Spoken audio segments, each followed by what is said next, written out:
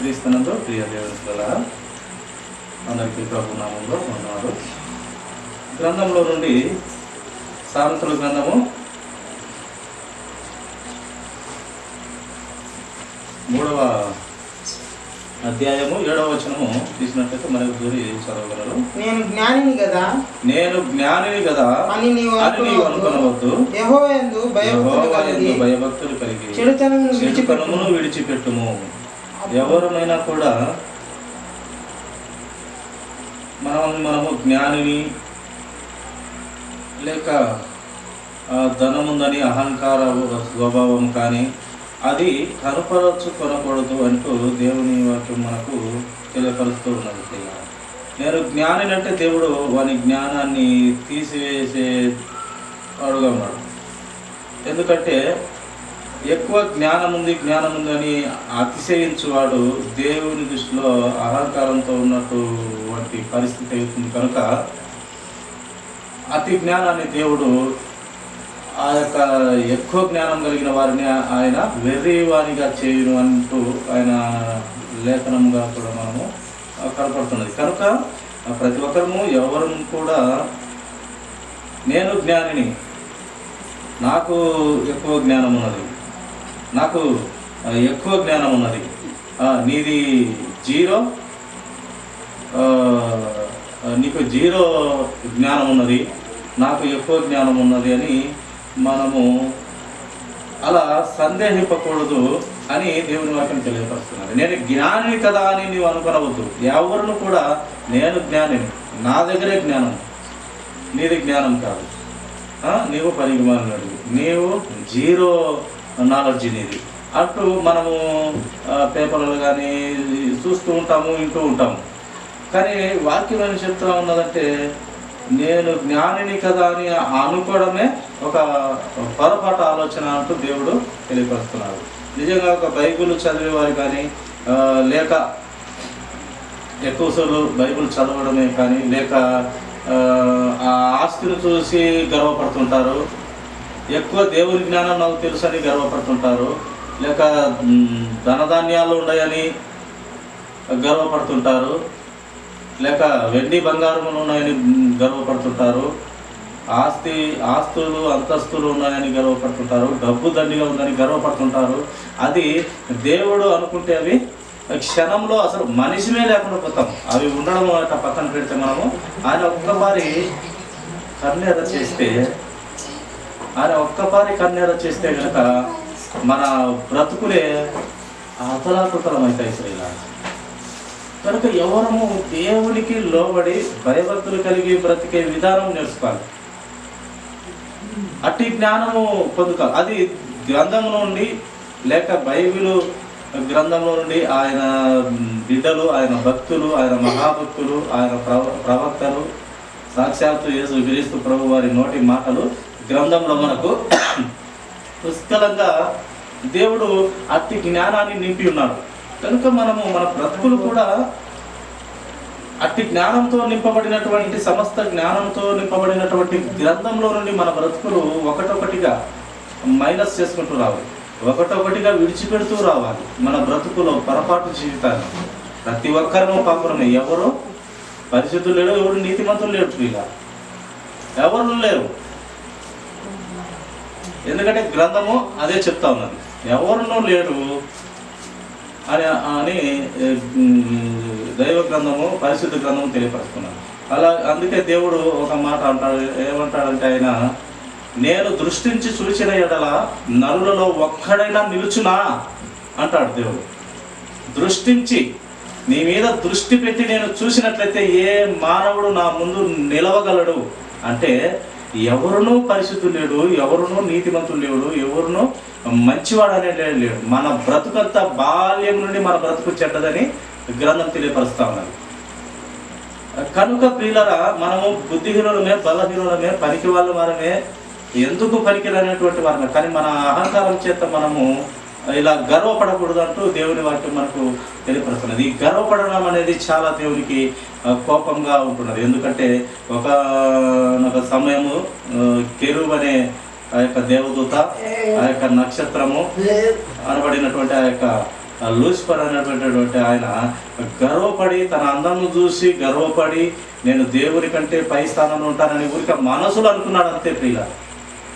అక్కడి నుంచి త్రోసి వేస్తే ఇక్కడ వచ్చి పడినాడు. కాబట్టి ఆయన ఒప్పుకోడు. ఆ యొక్క లూసిఫరు, ఆ యొక్క కెరూబు, ఆ యొక్క నక్షత్రము దేవుని అంత సమానులుగా ఉన్నాడు. అంత అధికారం ఇచ్చి ఉన్నాడు దేవుడు. అంత అధికారం ఇచ్చి కూడా ఇంకా దేవుని కంటే అధికారం పొందాలనుకున్నాడు. అది గర్వం. కనుక నా బ్రతుకులలో కూడా ఈ యొక్క గర్వం అనేది మనిషిని కృంగదీస్తుంది, మనల్ని ఎందుకు పనికి రాకుండా చేస్తుంది. నాకు ఏమి తెలియదు అన్నవాడే నాకు అన్నీ తెలుసు అన్నట్టుగా ఉంటాడు ప్రియ. నాకు అన్నీ తెలుసు అన్నవాడు వానికి ఏమీ తెలియదు అని గ్రంథమే తెలియపరుస్తూ ఉన్నది మనకు. కనుక జ్ఞానంతో, దేవుని వాక్యంతో మనము కట్టబడుతూ జ్ఞానం నేర్చుకుంటూ రావాలి. ఆ జ్ఞానము ఎవరు అంటే, ఆ జ్ఞానము యేసుక్రీస్తు ప్రభు వారే. కనుక చూడండి ఒక మాట, సామెతల గ్రంథము 9వ అధ్యాయము 10వ వచనం ఒక మాట చూస్తాము.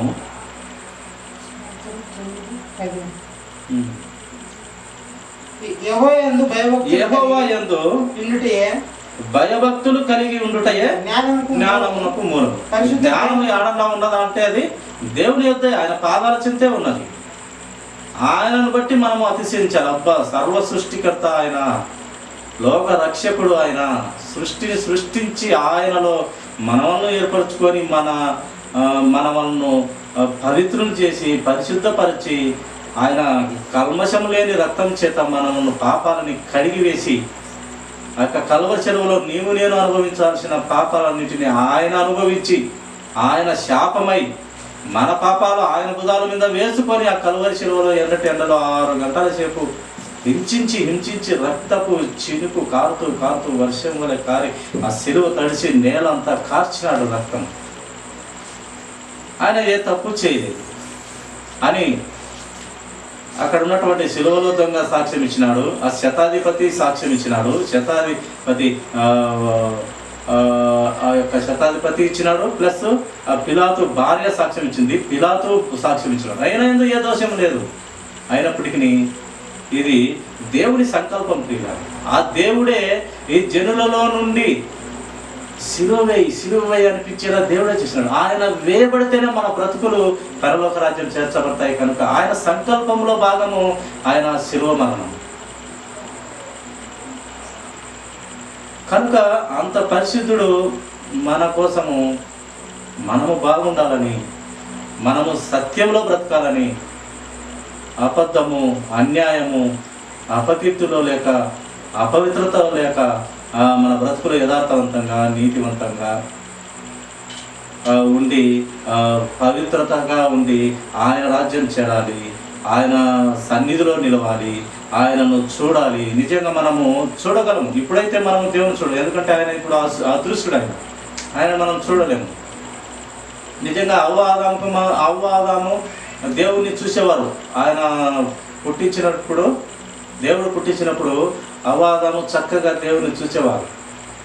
ఎప్పుడైతే ఒక చిన్న ఆజ్ఞ ఇవ్వటం ద్వారా ఆ ఆజ్ఞను తప్పిపోయినారో అప్పటి నుంచి దేవుడు వెలివేసినాడు వాళ్ళని. ఆ తోటలో నుండి, ఆ దేవుని తోట, ఆ ఏదైనా తోట నుండి వెలివేయబడిన క్షణమే ఆ పాపం అంటించుకొని, పాపం అంటించుకున్న తర్వాత మరణము మనకు వచ్చి, ప్లస్ దేవుడు మనకు ఇంకా కనపడకుండా పోయినాడు. అదృశ్యుడైన దేవుడు కనపడకుండా పోయినాడు. ఎప్పుడైతే పాపం చేసినా అప్పటి నుంచి దేవుడు మనకు కనపరాడు.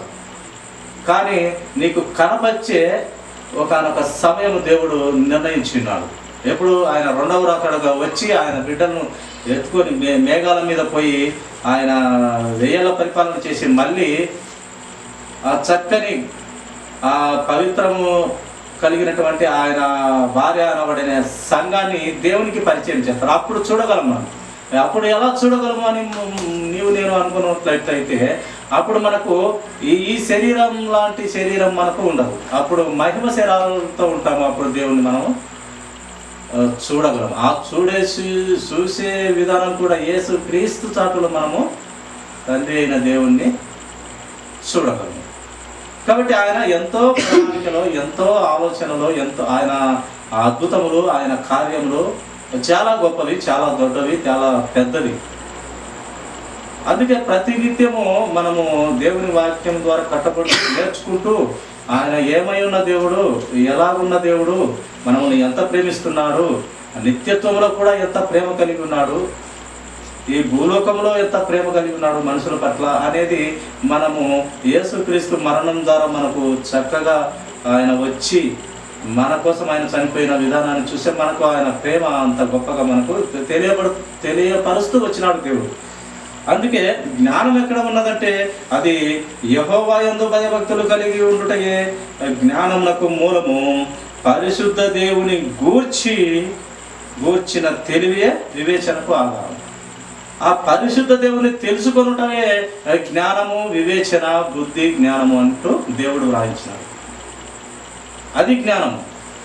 ఉపాయం చేసి, ఇది చేసి, అది చేసి, టక్కర్ చేసి, మోసాలు చేసి, ఈ మాటలు చెప్పి, ఆ మాటలు చెప్పి మనము పొందుకునేది అది జ్ఞానం కాదు. అది శరీర సంబంధమైనది, లోక సంబంధమైనది. అది జ్ఞానము అంతకన్నా కాదు. జ్ఞానం అంటే దేవుని వాక్యము, దేవుడే జ్ఞానం ప్రియ. ఆయన నోటి మాటయే జ్ఞానం.